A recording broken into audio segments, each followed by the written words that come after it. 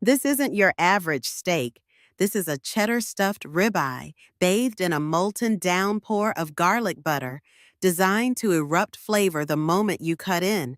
First, grab a thick cut ribeye, preferably bone in if you want that extra visual edge. Slice a deep pocket right through the center, carefully, without going all the way back through, just enough to form a flavor vault. Now load it with sharp cheddar, not just any cheddar, thick, block-style slices or fresh grated aged cheddar that melts with attitude.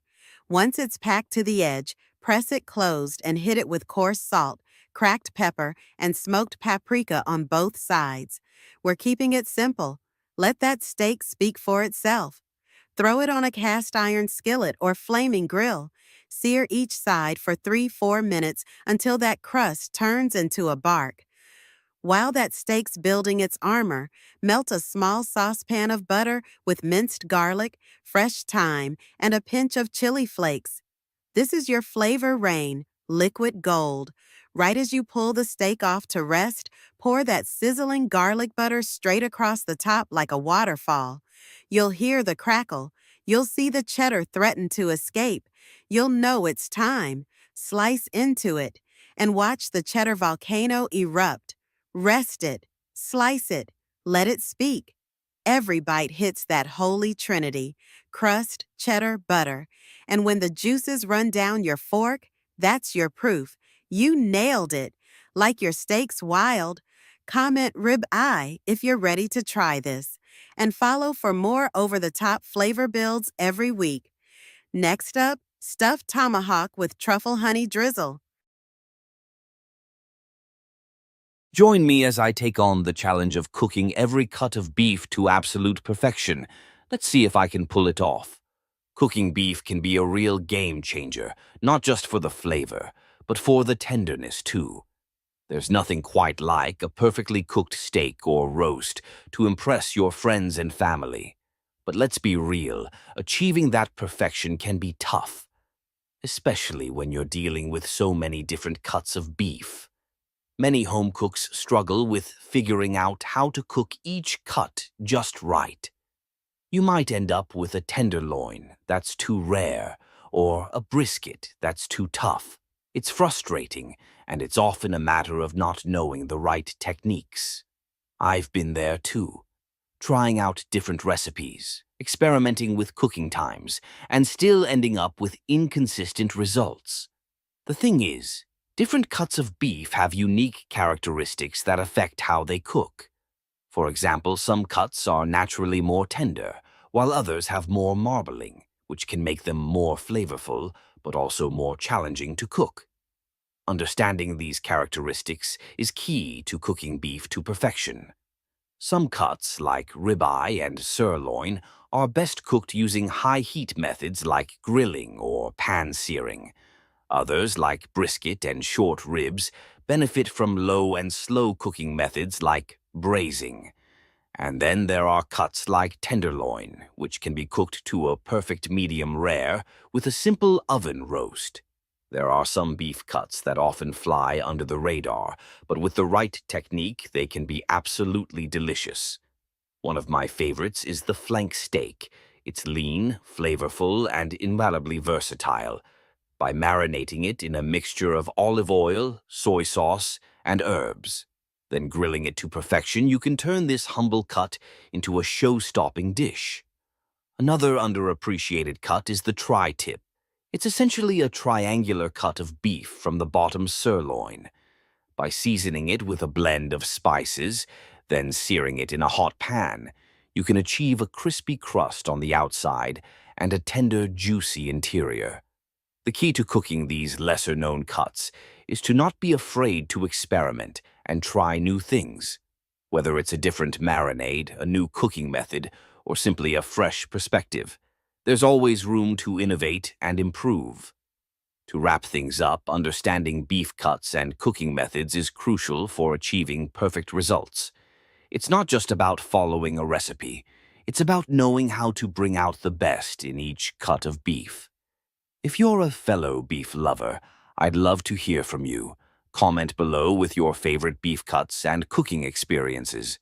And if you're looking for more cooking tips and tricks, be sure to check out my other video on mastering the art of grilling, where I share some of my top techniques for achieving that perfect char. Join me as I take on the challenge of roasting wild smoked pork and exotic deer meat to absolute perfection. Roasting wild meats is a thrilling experience for outdoor cooking enthusiasts like me.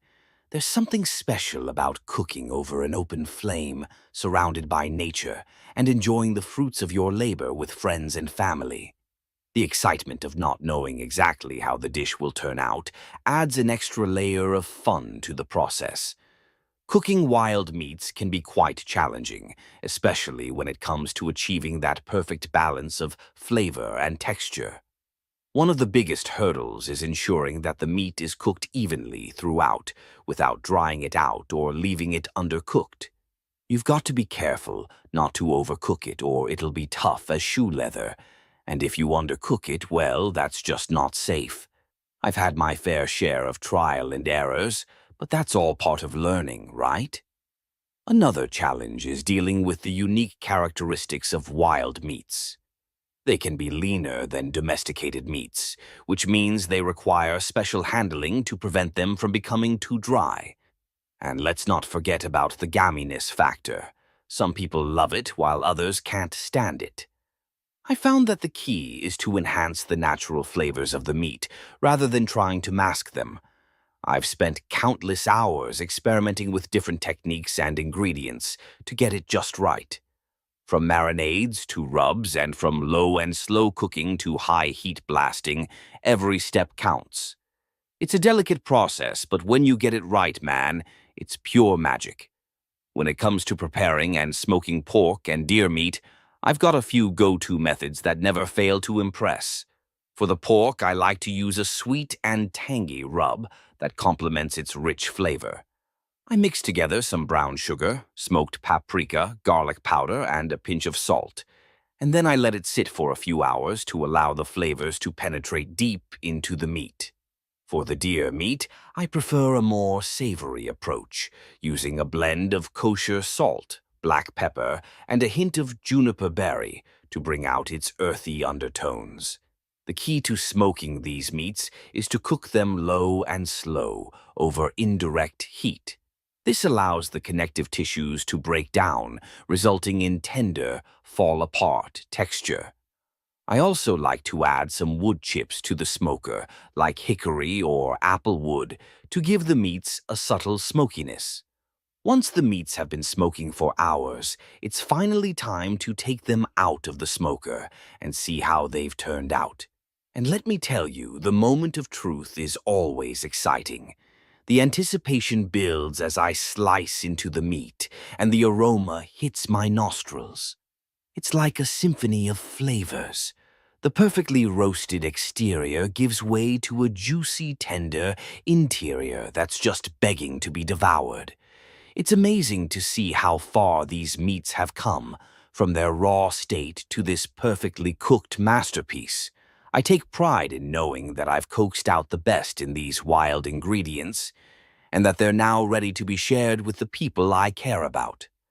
Preparing wild meats is a journey that's full of ups and downs, twists and turns, but the end result is always worth it. There's nothing quite like the satisfaction of achieving delicious results and sharing them with loved ones.